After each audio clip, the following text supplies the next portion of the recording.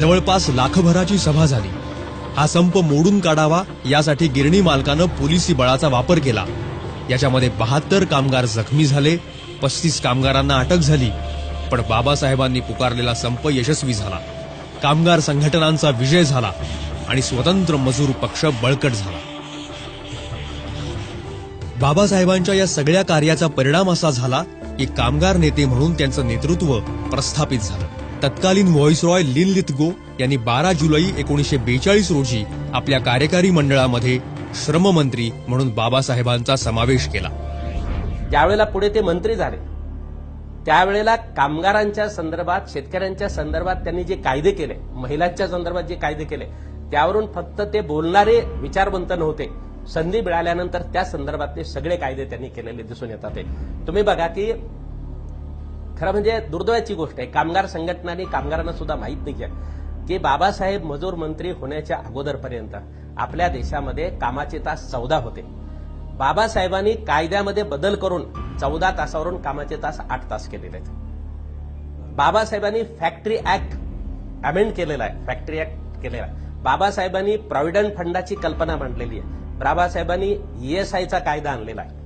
बाबासाहेबांनी महिलांना रात्रीच्या पाळीमध्ये येण्यावर प्रतिबंध करणारा कायदा आणलेला आहे। बाबासाहेबांनी खाण कामगारांना संरक्षण दिलं पाहिजे आणि त्यांच्यासाठी विशेष वेलफेअर फंड निर्माण केला पाहिजे असा कायदा आणलेला आहे। बाबासाहेबांनी युनियनचा अधिकार देणारा आणि युनियन केल्यानंतर कंपल्सरी मान्यता दिली पाहिजे अशा पद्धतीची तरतूद असणारा कायदा बाबासाहेबांनी आणलेला आहे।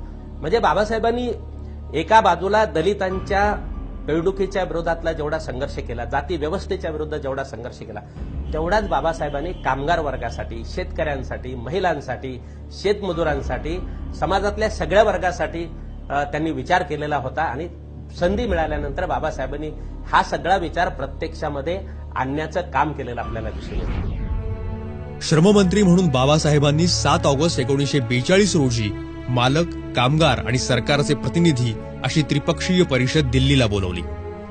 या बैठकीला अनन्यसाधारण महत्व आहे, कारण देशामध्ये अशी प्रथमच बैठक आयोजित करण्यात आली होती।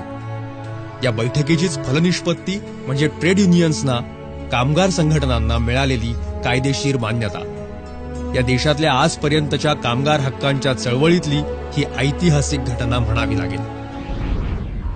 डॉक्टर बाबासाहेब आंबेडकरांनी 13 नोव्हेंबर 1943 ला मध्यवर्ती कायदे मंडळामध्ये एक विधेयक आणलं, भारतीय कामगार संघटना सुधारणा विधेयक, Indian trade union amendment bill. कामगार संघटनांना मान्यता देणं, जर सगळ्या अटींची पूर्तता केली असेल तरीही संघटनेला मान्यता मिळत नसेल तर तो गुन्हा ठरवणं, अशा तरतुदी या विधेयकात होत्या। कामगार संघटनांना, ट्रेड युनियन्सना इथं पहिल्यांदा कायद्याचा आधार मिळाला। संघटित कामगारांबद्दलची बाबासाहेबांची ही जी तळमळ आहे ही पुढेही कायम राहिली। नंतर जेव्हा ते घटना समितीमध्ये काम करत होते तेव्हाही त्यांनी श्रम म्हणजेच लेबर हा जो विषय आहे हा घटनेच्या समवर्ती सूचीमध्ये समाविष्ट केला। कामगारांचे प्रश्न हे वेगळे असतात आणि ते सोडवण्यासाठी एक स्वतंत्र व्यवस्था असायला पाहिजे हे त्यांचं पहिल्यापासून मत होतं आणि म्हणूनच लेबर कमिशनर या संस्थेची निर्मिती ही त्यांनी केली। आज सुद्धा ज्यावेळेस कोणत्याही कामगाराला पहिला न्याय मागायचा असतो तो लेबर कमिशनरकडे जातो। 1 नोव्हेंबर 1944 रोजी कारखाने दुसरी सुधारणा विधेयक श्रममंत्री बाबासाहेबांनी मांडलं। सुटीच्या दिवशी काम केल्याच्या मोबदल्यात अन्य दिवशी बदली रजा मिळायची तरतूद, त्यासोबतच पगारी सुट्ट्या मिळाव्यात, कामगारांच्या कामाचे तास कमी करणे आणि जादा काम केल्यास ओव्हरटाईमचे पैसे मिळणे हे अधिकार यामुळे कामगारांना मिळाले। त्यानंतर त्यांनी 21 फेब्रुवारी 1946 रोजी कारखाने दुरुस्ती विधेयक सुद्धा आणलं। कामगारांना सामाजिक सुरक्षा, त्यांच्या महागाई भत्त्यामध्ये वेळोवेळी वाढ व्हावी, बेकारीच्या काळामध्ये त्यांना आधार मिळावा यासाठी काही नव्या सुधारणा आणल्या गेल्या। अनेकांना माहिती नसेल पण आजही देशभरातले हजारो सुशिक्षित बेरोजगार नोकऱ्यांसाठी सरकारच्या एम्प्लॉयमेंट एक्सचेंजवर अवलंबून असतात। या एम्प्लॉयमेंट एक्सचेंजची कल्पना ही डॉक्टर बाबासाहेब आंबेडकरांची आणि त्यांना बाबासाहेब आंबेडकरांनीच 9 सप्टेंबर 1944 रोजी श्रममंत्री म्हणून मंजुरी प्रदान केली। कामगार कल्याणाची जी आता जी विकसित संकल्पना सध्या आपल्याला दिसते, म्हणजे उदाहरणार्थ महाराष्ट्रासारख्या राज्यामध्ये प्रथम महाराष्ट्र कामगार कल्याण मंडळ स्थापन झालं आणि त्या महाराष्ट्र कामगार कल्याण मंडळाच्या माध्यमातून कामगाराचं आर्थिक, सांस्कृतिक, सामाजिक स्तर उंचावला पाहिजे यासाठी विविध प्रकारच्या योजनांचं आणि कार्यक्रमांचं आयोजन केलं जातं. मला आपल्याला मुद्दाम सांगितलं पाहिजे की 1942 साली बाबासाहेबांनी हे म्हटलं की त्रिपक्षीय म्हणजे सरकार, मालक आणि कामगार ह्यांच्या एकत्रित प्रयत्नांमधून ह्या कामगार कल्याणाच्या योजना राबवल्या गेल्या पाहिजेत असं बाबासाहेबांनी म्हटलं आणि तशा प्रकारची पुढे त्यांनी त्या सुधारणा आणण्याचा प्रयत्न केला. परिणामी 1953 साली Bombay labour welfare fund act, Mumbai कामगार कल्याण निधी कायदा 1953 साली तयार झाला, ज्याच्यामध्ये ही त्रिपक्षीय वर्गणीतून जो फंड तयार होईल, जो निधी तयार होईल, त्या निधीतून ह्या योजना राबवण्यात आल्या आणि त्या आजतागायत महाराष्ट्रातच नव्हे, महाराष्ट्रात पहिल्यांदा झाल्या, पण त्याचप्रमाणे देशातल्या इतर राज्यांमध्ये कामगार कल्याणाच्या योजना सुरू झाल्या. मला असं वाटतं हे सुद्धा एक ऐतिहासिक पाऊल आहे. श्रम मंत्रालयाचं काम पाहता बाबासाहेबांनी दाखवलेल्या द्रष्टेपणाचे ऋण खाण कामगारांवर सुद्धा आहे. इंग्लंडमधून त्यावेळेस कामगार आयात केले जायचे. आंबेडकरांनी या आयातीवर प्रतिबंध लावला.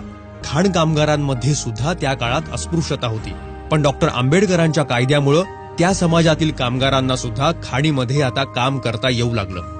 खाणीमध्ये काम करणाऱ्या स्त्रियांसाठी तर परिस्थिती याहूनही प्रतिकूल होती. त्यांच्यासाठीही विशेष तरतुदी करण्यात आल्या. खाण कामगारांमध्ये स्त्रियांचा भरणा होता, मात्र त्यांच्या मजुरीचा दर पुरुष कामगारांपेक्षा कमी होता. ही असमानता बाबासाहेबांना कधीच पटणारी नव्हती. त्यांनी तो दर बरोबरीनं आणला. तेव्हा ते केंद्रीय मजूर मंत्री झाल्यानंतर त्यांना वारंवार कामगारांचे प्रश्न सदनामध्ये चर्चेला उपस्थित करावे लागत, त्याला उत्तरं द्यावी लागत आणि त्या काळी त्यांनी महिला कामगारांचा विशेष विचार केला होता की त्यांना कोणत्या सवलती देण्यात याव्यात. खाण कामगारांकरता लोकांना आश्चर्य वाटेल ऐकून, पण त्यांनी शॉवर बाथ